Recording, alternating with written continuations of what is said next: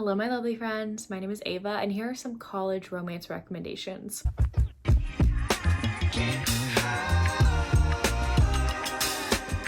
I think I have one or two previous rec videos with this trope, so I'll link them down below in the description if you want even more recommendations. But here are 10 more romances that take place in college. I absolutely adored Only When It's Us by Chloe Lisa when I first read it. And can we also talk about the representation on the cover? Like, hello. Yeah. Love that. This one is so good. So Willa and Ryder are our two main characters. They actually have a college class together. Willa is on the soccer team and she's been out of town for a little bit for a soccer match, a soccer game. She goes up to the professor of the class that she's missed a few times. She's like, hey, I've missed this. Do you have any notes for me? And he's like, sorry, I can't help you. Go ask a neighbor for notes. She decides to ask the guy sitting next to her, who is Ryder, for notes, but he just ignores her. And she's like, how effing rude are you? But then she eats crow. She eats her words when she realizes he couldn't frickin' hear her. She was all pissed at this man for ignoring her. He couldn't hear her. He's deaf. So she definitely eats her words when that happens. But these two get roped into doing an assignment together in this class, and they're forced to spend time together even though they don't really want to. But it is great. It's full of banter and sweetness and just like everything you'd want. Like, this is a great book to start with if you're wanting a Chloe Lisa book. I have So Wrong by Abby Millsap. So actually this is a Why Choose contemporary romance. I didn't know that going into it because your girl is not really a Why Choose girly. I prefer to like MMF or poly, or like I just want swords to cross. I want everyone to be together and be happy, I guess, when all these men just want her and they're not jealous or anything like that. So that's what I find unrealistic about them. So I guess that's what I find unrealistic, and I don't know, it like bothers me. I can't suspend my disbelief for it. I don't know why, but anyway, I didn't know this was why she was going into this. Our heroine is in college. This is a college romance. Everyone's in college. And this is her romance with her stepbrother, who she does have some history with, but their parents got married, I think like around the time they graduated high school. And I think another guy, it was like a part of their friend group in high school. Like the three of them are together. I don't remember. I don't think swords cross in this one, if I remember correctly, but I do know this is the first book in a series. And even more guys get introduced. Like at the end of this book, like some guy with a British accent popped in and I was like, who are you?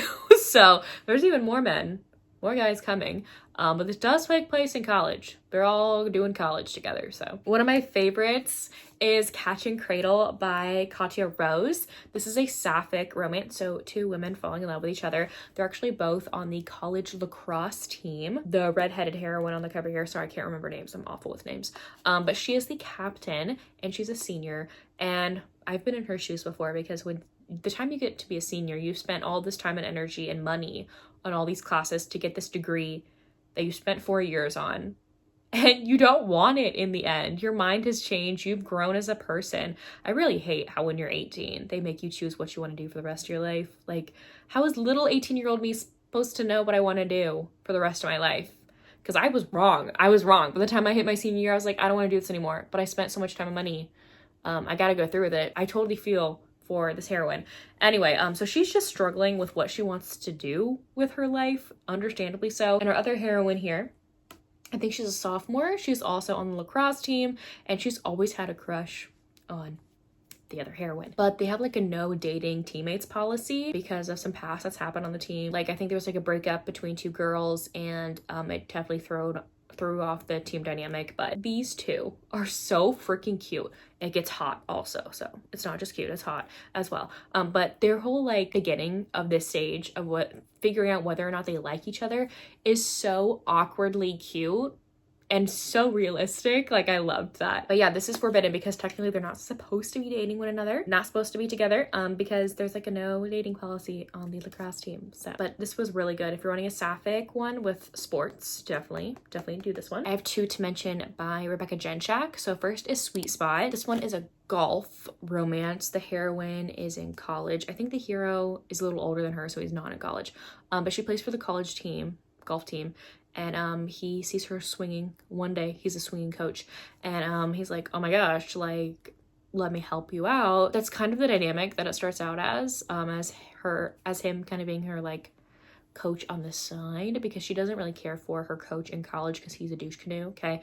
And she needs more help, so enter in our hero, and they end up falling for each other. So it's kind of like coach athlete somewhat, but I did read this book quite a while ago, so the memories are a little fuzzy, but I did remember really enjoying this. And you never get to see a college romance with golf in it, like never. The other Rebecca Janschak that I have is Hating the Player. This whole series, her Campus Wallflower series, are all college romances, but I think I talked about the first one in my other video, so we're going to talk about this one in this video.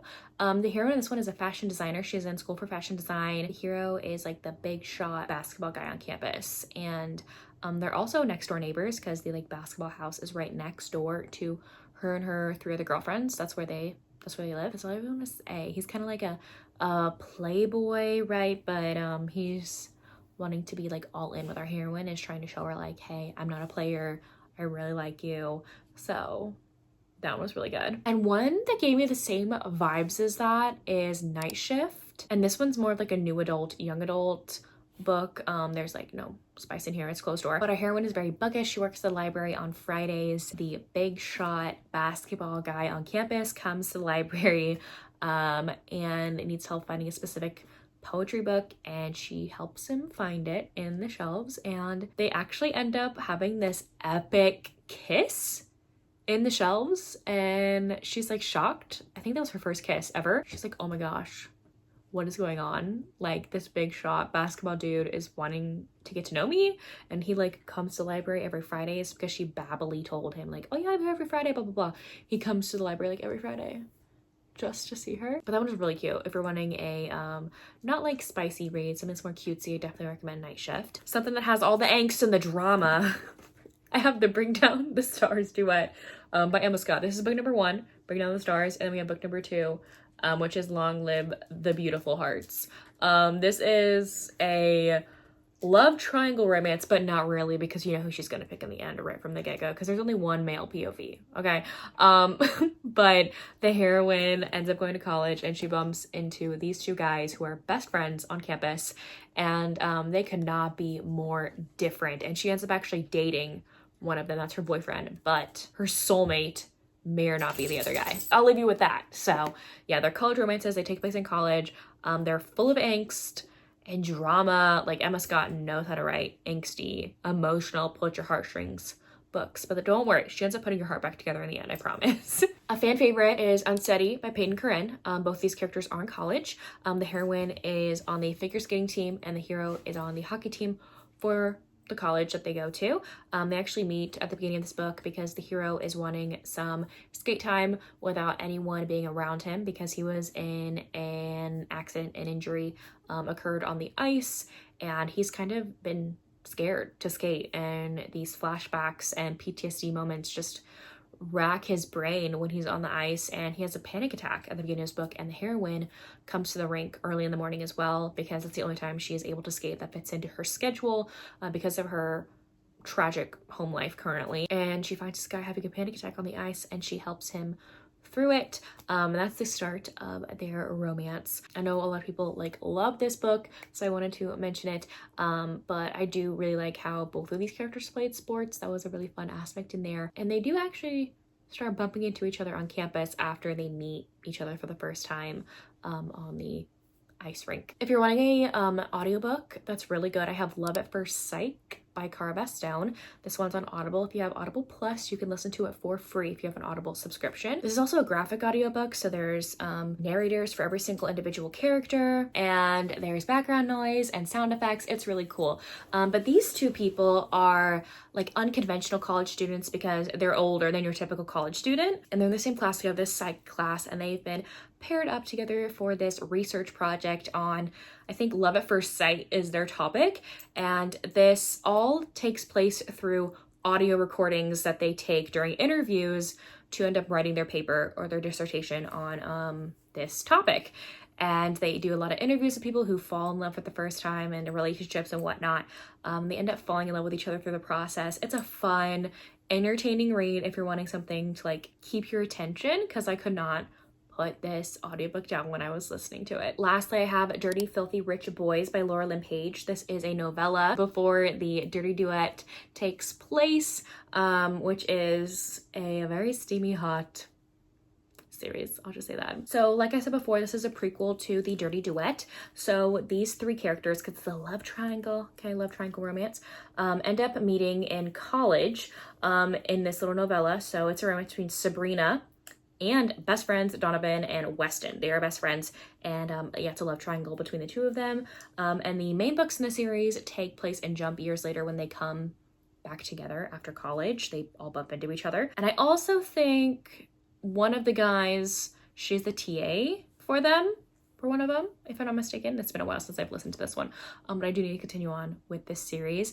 This one's definitely a hot read you need to pick up. Anyways, there you have it. Those were some college romances. Let me know down below if you've read any of these books or if you plan to, and if you don't feel like commenting anything else, you can leave me like any school related emoji, like the graduation cap, a pencil, whatever you feel like it. Anyways, thank you all so much for watching. Winnie and I will see you in the next one, right? You wanna go now night? You wanna go to bed? It's late. She's like begging me to go sleep, right? Yeah. Anyway, we will see y'all in our next one. Bye, y'all.